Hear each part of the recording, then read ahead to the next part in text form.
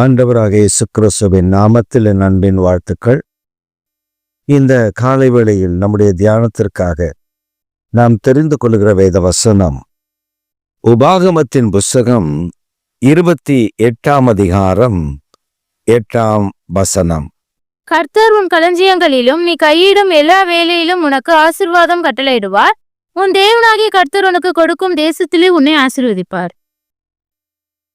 கர்த்தர் நம்முடைய களஞ்சியங்கள், கையிட்டு செய்கிற காரியங்கள், இவைகளை ஆசீர்வதிப்பார். அது மாத்திரமல்ல, உன் தேவனாகிய கர்த்தர் உனக்கு கொடுக்கும் தேசத்தில் உன்னை ஆசீர்வதிப்பார். அப்படி என்றால் ஆண்டவர் நமக்கு வைத்திருக்கிற ஆசீர்வாதங்கள், முதல்ல களஞ்சியங்கள், இரண்டாவது கையின் பிரயாசங்கள், நாம் குடியிருக்கிற தேசத்தை, மூன்று விதமான ஆசீர்வாதங்களை நமக்கு கொடுப்பேன் என்று வாக்கு பண்ணியிருக்கிறார். அந்த மூன்று விதமான நன்மைகள் நாம் பெற வேண்டுமே ஆனால் நமக்கு ஒரு கண்டிஷன் இருக்கிறது. அது என்ன? என் கட்டளைகளையும் கற்பனைகளையும் கை கொண்டு நடந்தால். அப்ப தேவனுடைய சித்தத்தின்படி, தேவனுடைய திட்டத்தின்படி நாம் நடப்போமே ஆனால் அவர் கற்பனைகளை, அவர் நியாயங்களை, அதாவது ஆண்டவர் கொடுத்திருக்கிற லாஸ், அந்த சட்டங்கள், அவைகளை பின்பற்றி நடந்தால் நான் இப்படி உங்களை வழி நடத்துவேன் என்று ஆண்டவர் ஒரு வாக்கை நமக்கு கொடுக்கிறார். இந்த வாக்குத்தத்தம் புதிய ஏற்பாட்டில் வரும்பொழுது இயேசு கிறிஸ்து இந்த வாக்குத்தத்தத்தை நமக்கு வேறு விதமாய் அதை நிறைவேற்ற அவர் முன் வந்தார். எப்படி? நியாயப்பிரமாணத்தின்படி அல்ல, நம்முடைய தேவனாகிய கர்த்தர் நமக்கு தந்திருக்கிற அந்த சுயாதீன பிரமாணம். அப்படின்னா, உன்னை நேசிப்பதை போல பிறரை நேசி. இந்த பிரமாணத்தின்படி, இதுவரை நியாயப்பிரமாணத்துல அதை செய்யாத, இதை செய்யாத, இப்படி செய்யாத, அப்படி செய்யாதன்னு சொன்ன ஆண்டவர் இப்போ ஒரு காரியத்தை செய்கிறார். நீ உன்னை நேசிப்பதை போல பிறரை நேசி. இது முதல்ல. இரண்டாவது, உன் தேவனாகிய கர்த்தரை முழு ஹிருதயத்தோடு, முழு வெள்ளத்தோடு, முழு ஆத்துமாவோடு அன்பு கூறுவாயாக, ஆராதிப்பாயாக, துதிப்பாயாக. இதெல்லாம் நம்ம வேதத்துல ஆண்டவர் ரொம்ப அழகாய் நமக்காக பரிந்து பேசி கொடுத்திருக்கிறார். இப்ப நாம அவருடைய கட்டளை என்ன? சுயாதீன பிரமாணம் என்ன? உன்னை நேசிக்கிறத போல பிறரை நேசி. இந்த பிரமாணத்தை கை கொண்டாலே எல்லா தீங்குக்கும் விளக்கிடலாம்.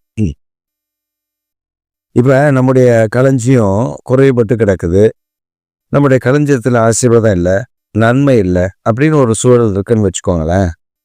ஆனா நம்முடைய தேவனாகிய கர்த்தர் அதை ஆசீர்வதிப்பார். நம்ம கேட்கலாம், வானத்துல இருந்தா கொண்டு வந்து கொட்டுவாரு.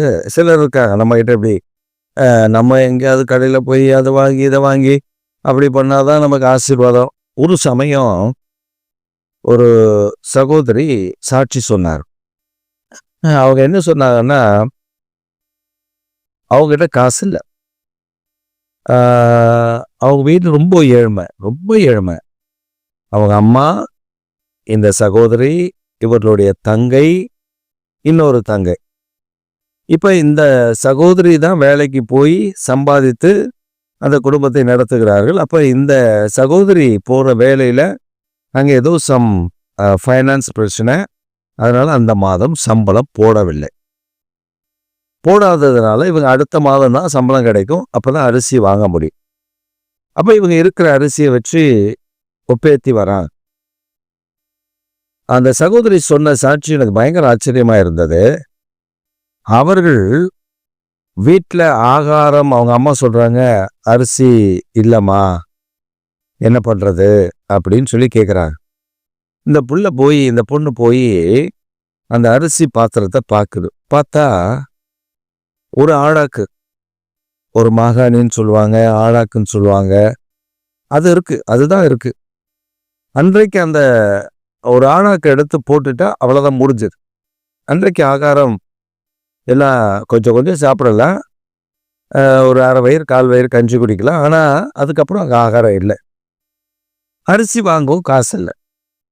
இப்போ இந்த பிள்ளைக்கு ஆண்டவர் மேலே ஒரு அலாதி பிரியம், விசுவாசம்.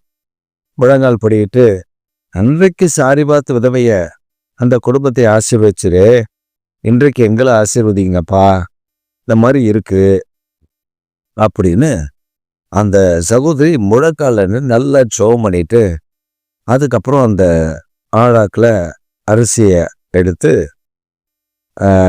போடுவதற்கு, அந்த ஆழாக்கில் அரிசி எடுத்தா அடுத்த ஆழாக்கு அரிசி இருக்கு. அடுத்த அந்த அந்த ஆழாக்கில் ஒரு ஆழாக்கு எடுத்து போட்டுட்டு, அடுத்த ஆழாக்கு ஒரு ஆழாக்கு எடுத்து போட்டுட்டு பார்த்தா அரிசி குறையவே இல்லை. அந்த இருந்த அரிசி இருந்துட்டே இருக்கு.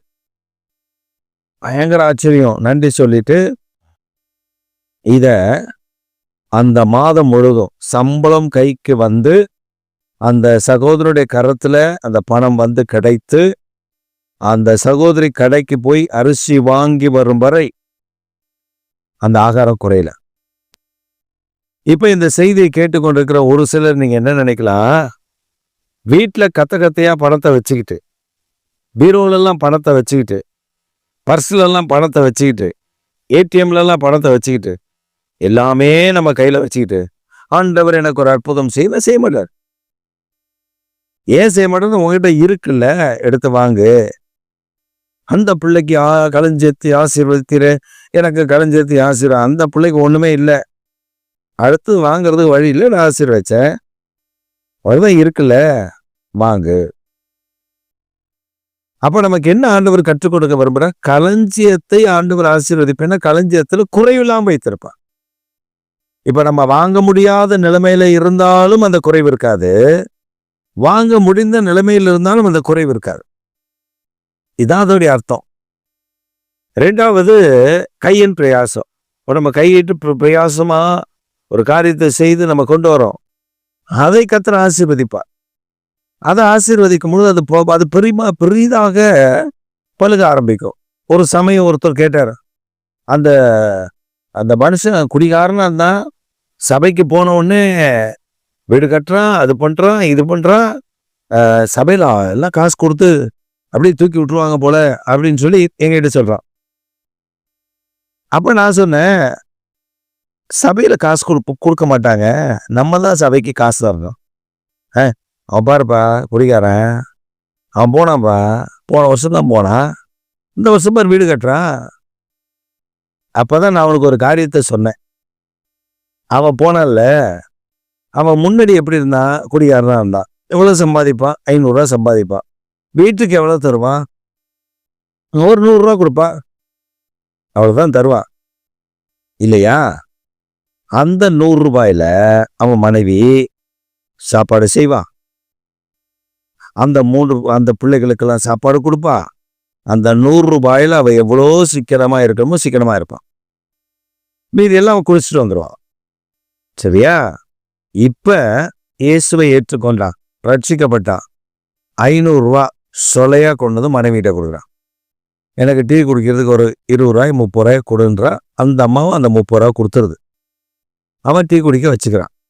மீதி காசு 450 ரூபா, 50 ரூபா போனாலும் 50 ரூபா இருக்கு, 450 ரூபா இருக்கு. இந்த அம்மா 100 ரூபாயில குடும்பம் நடத்துறது. இப்ப 150 ரூபா வச்சுக்கோங்க. இப்ப 150 ரூபா வச்சாலும் 300 ரூபா மீதி. அந்த அம்மா என்ன பண்ணும், ஒரு பேங்க்லயோ ஏதோ ஒண்ணு பண்ணி அந்த 300 ரூபாய பெருக்க ஆரம்பிக்கும். இப்ப நீங்க பாருங்க, ஒரு மாசத்துக்கு ஒரு நாளைக்கு 300 ரூபா உதாரணத்துக்கு கணக்கு வச்சுக்கோங்க. ஞாயிற்றுக்கிழமை தவிர்த்து மற்ற நாட்கள்லாம் அவன் 300 ரூபா சம்பாதிக்கிறான். ஒரு 25 நாட்கள் வச்சுக்கோமே, 300 ரூபா அப்படின்னு கணக்கு பண்ணீங்கன்னா எவ்வளவு வருது? ஒரு 7500 ரூபாய்கிட்ட வரலாம். சரியா எனக்கு கணக்கு தெரியல, ஆனா ஒரு 7500 ரூபா வரலாம்.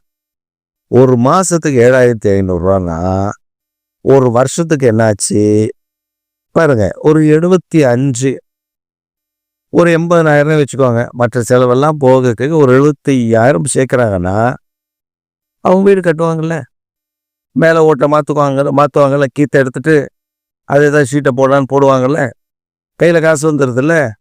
அதுக்கப்புறம் நீங்கள் பாருங்க, அவன் சம்பாதிக்கிறான், அவனை கர்த்தர் கையின் பிரயாசத்தை ஆசீர்வதிக்கிறார். 500 கூலிக்கு போனவன் குடிகாரனா இருக்கான், இவனுக்கு ஒன்றும் வேலை கொடுக்காதீங்கன்னு சொன்ன இடத்துல நல்லவனா இருக்காயா, அவனுக்கு அந்த வேலையை குடியா, இந்த ஆர்டரை குடியா, இந்த கான்ட்ராக்டரை குடியா. இப்போ அவன் கூலி தொழிலாளியா இருந்தவன் ஸ்டெப்பாக மாறி இப்போ கான்ட்ராக்டரா மாறிடுறான். இது நான் கற்பனையா சொல்லலை, என் கண்ணால் பார்த்ததை சொல்கிறேன். ஒரு தம்பி பெயிண்டராக இருந்தான், அவன் இப்படி தான் ரட்சிக்கப்பட்டான். அவனுடைய வாழ்க்கையில் கர்த்தர் ஆசீர்வதிச்சாரு. ரட்சிக்கப்பட்டவன் இவன் பெயிண்ட் வேலை செய்கிறவன். அவனுக்கு 500 என் கூடயா போனால் ஒரு 500 கூலி கொடுப்பாங்க. இப்போ அவனை கர்த்தர் ஆசீர்வதிச்சாரு. ஆண்டவருடைய பிள்ளையாக இருந்தான், 1000 சம்பளம் வாங்கினான். அதுக்கப்புறம் பெரிய பெரிய கான்ட்ராக்ட், கோடிக்கணக்கான கான்ட்ராக்ட் அவனுக்கு கிடைச்சிது. அவன் நல்லா டெவலப் ஆகி வீட்டை நல்லா டெவலப் ஆகிட்டான். கர்த்தர் அவனை ஆசீர்வதிச்சாரு. அவன் எங்கேயும் போய் கொள்ளையடிக்கல. அவனுடைய தாளந்து திறமைகளை பார்த்து ஜனங்கள் அவனை மேன்மைப்படுத்தினார். இதுதான் கர்த்தர் கையின் பிரயாசத்தை ஆசீர்வதிக்கிறாங்க. சபைக்கு போனோடனே தூக்கி கொடுத்துட மாட்டாங்க. நம்ம மாற்றம் அடைய பார்க்கிற ஜனங்கள் நம்முடைய காரியங்களில அவர்கள் தேவனுடைய நாமத்தை உயர்த்தும்படி காரியங்களை செய்வான். 3வது ஆண்டவர் சொல்லியிருக்கார், நீ இருக்கிற தேசத்துல, நீ குடியிருக்க கர்த்தர் உனக்கு கொடுக்கிற தேசத்துல உன்னை ஆசீர்வதிப்பான். அப்ப நமக்கு ஆண்டவர் எந்த தேசத்தை தந்திருக்கிறாரு, இந்தியாவை தந்திருந்தாலும் சரி, அமெரிக்காவை தந்திருந்தாலும், பிரான்ஸை தந்திருந்தாலும், ஆஸ்திரேலியாவை தந்திருந்தாலும், ஜெர்மனியை தந்தாலும், எந்த தேசத்துல ஆண்டவர் நம்மை கொண்டு போய் உட்கார வச்சாலுமே அந்த தேசத்துல கர்த்தர் நம்மை ஆசீர்வதித்து உயர்த்துவார். இந்த வாக்குத்தத்தத்தை கர்த்தர் உங்களுக்கு தருகிறார். நீங்கள் ஒன்றுதான் செய்யணும், உங்களை நேசிக்கிறத போல பிறரை நேசிக்கணும், அவ்வளவுதான். இதை செய்து பாருங்க, கர்த்தர் உங்களுக்கு செய்கிற ஆச்சரியமான காரியங்களை, அற்புதமான காரியங்களை கண்டு மகிழ்ச்சி அடைவீர்கள். ஆமென்.